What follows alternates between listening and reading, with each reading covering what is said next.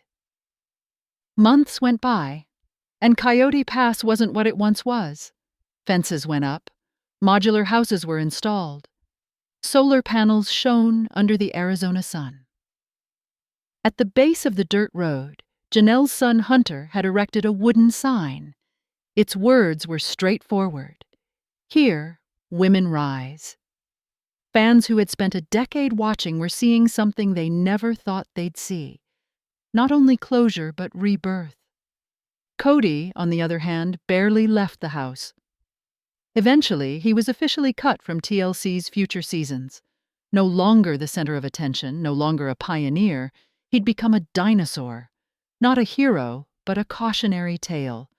In a turn drenched in poetic irony, the brand new spin-off shattered records.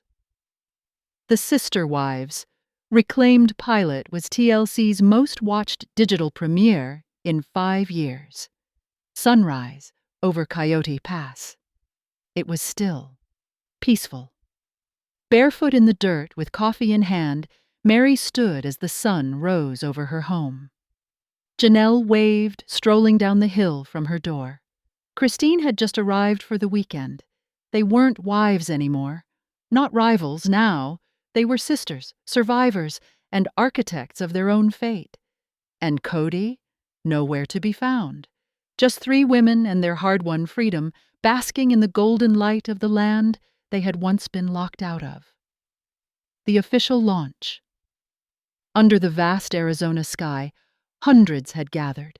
Survivors, well-wishers, seekers. The air was filled with the scent of fresh sage.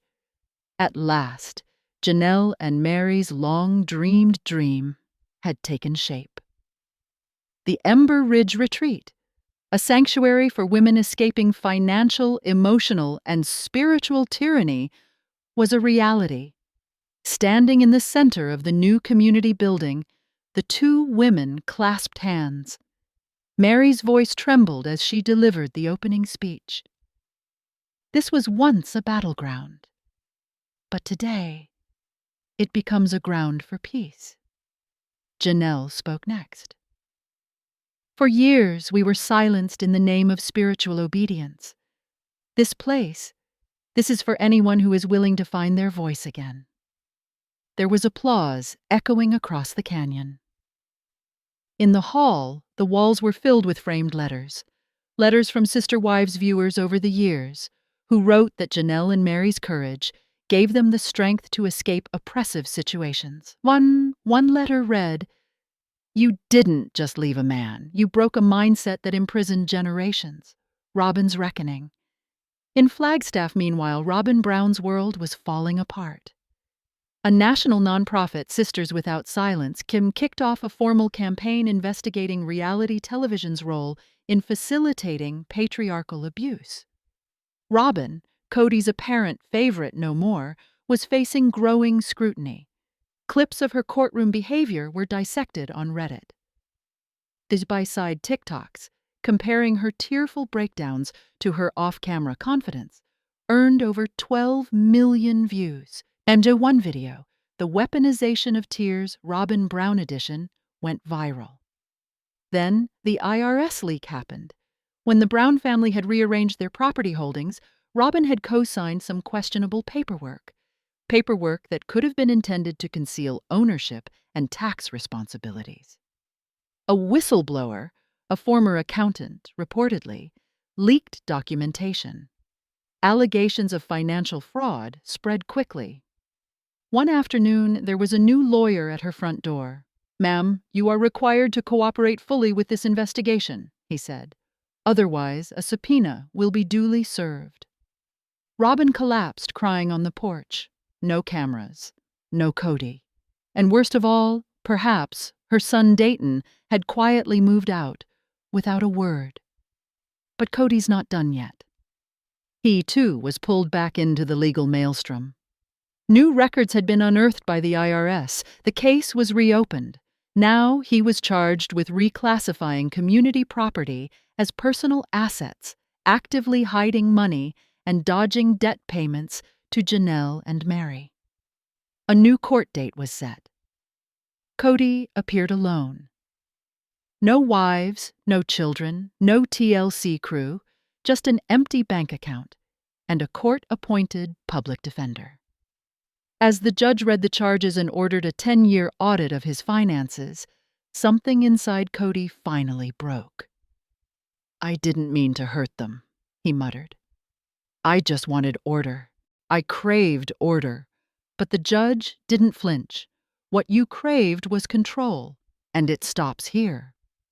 Two voices then unexpectedly sounded as the courtroom blowback faded, a sound not from ex-wives or critics, but from daughters. Mary's daughter Leon, formerly Mariah, and Christine's daughter Aspen were front and center at Ember Ridge's second public seminar. The subject? Breaking down the legend of the righteous patriarch. Leon spoke with a voice of raw honesty. "Most of my life," she said, "was spent striving to be enough for a father who measured love as obedience. I'm finished performing for men like him." Aspen, shaking with voice and eyes full of tears, next to follow, after watching my mom shrink herself all these years. "I now watch her bloom. If she can rebuild, we can too." Neither Mary nor Christine could have foreseen that their daughters would be leading the next generation of healing, but that was just what was happening. Unlike past Sister Wives reunion specials, nothing was comparable to the backlash over season 19. The network promised closure, a 4-part tell-all that would tie everything up. What they gave viewers instead was more questions than answers. Hosted by Sukanya Suki Krishnan, the special featured one-on-one sit-downs with Kody, Robyn, Mary, Janelle, and Christine. But in the days leading up to its premiere, TLC uploaded a behind-the-scenes teaser, a clip that only fostered more backlash. In the video, Robyn, visibly tense, admitted she wasn't exactly eager to sit down with Suki. "I'd rather get a root canal," she quipped when Kody asked if she was okay. Needless to say, no one was impressed. Tell-alls are meant to hold the cast responsible, to have a moment of introspection, take blame for themselves, and give closure. But Robyn and Kody weren't interested in doing any of those things. Krishnan even called out Robyn herself for her habitual refusal to watch show clips or have a sincere moment of introspection like everyone else. Janelle wasn't holding back either, whiny with annoyance over Kody's obvious favoritism towards Robyn, which had been on display for all to see all season long. Clips on the special revealed Robyn's total lack of remorse for how the plural family broke apart. Confronted with whether she even cared that she'd been called Kody's sacred cow by Janelle, Robyn did not blink. "I don't care what they say," she snarled, dismissing the footage in general as disturbing. Playing victim again, Robyn ended the segment by refusing to take responsibility, blaming the edit, the footage, the moment. But if Robyn was on the defensive, Kody was worse. At times, his interviews with Suki were nearly unwatchable, erratic tirades, blame-shifting, and full-blown meltdowns. The moment Krishnan started to pin him down with hard questions, his demeanor became hostile. He acknowledged that he had not loved all of his wives the same and said he was trying to be better at his marriages. But when Suki pointed out the contradiction, Kody snapped. His emotional unmaturity, long rumored by audiences, was now under the microscope. It had always been at the root of his relationship failures, and now he was crumbling under stress. Old fans knew the truth already. Kody Brown does not handle consequences well. But in this book, he attacked Suki as if she were the devil, yelling whenever she spoke of his bias towards Robyn. "I don't want to feel bad about loving my youngest wife," he shouted. "There's something divine in our relationship. We're being punished for that." He even referred to his former wives as salespeople, claiming they were just jealous of Robyn, who closed the deals. Kody's constant dodging and abrupt shutdowns made it painfully clear he wasn't ready to face the truth about his fractured marriages or the growing distance between him and his children. And compared side by side to Mary, Janelle, and Christine's openness and honesty, Kody and Robyn's performance sounded shallow at best, rehearsed. They tried to salvage their reputation, but they weren't capable of real accountability. Not to Suki, not to the public, not to the family whom they helped destroy. So tell us what you're thinking in the comments. And don't forget to subscribe to stay updated on all things going on in the Sister Wives world. Thanks for watching.